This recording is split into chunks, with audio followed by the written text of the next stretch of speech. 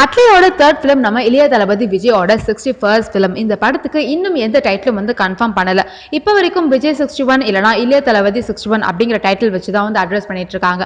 So இந்த படத்தோட shooting வந்து ஸ்டார்ட் பண்ணியாச்சு. அண்ட் இந்த படத்தோட ஷூட்டிங் வந்து ப்ராக்ரஸ்ல இருக்கும்போது ஓரளவுக்கு சீன்ஸ்லாம் கூட முடிச்சிட்டாங்க. அடுத்து சாங் கோரியோகிராஃபி கூட போக ஆரம்பிச்சிட்டாங்க.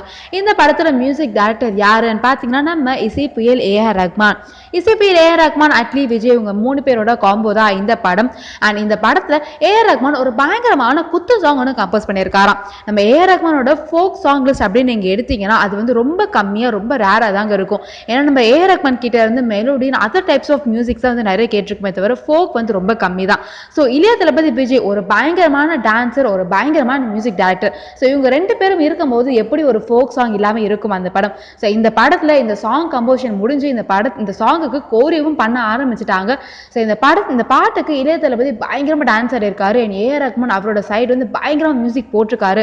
ஸோ இந்த சாங்குக்கு எல்லாருமே கண்டிப்பா ரொம்ப ஆர்வமா வெயிட் பண்ணுங்க அப்படின்னு சொல்லி இந்த படக்குழு சொல்லியிருக்காங்க.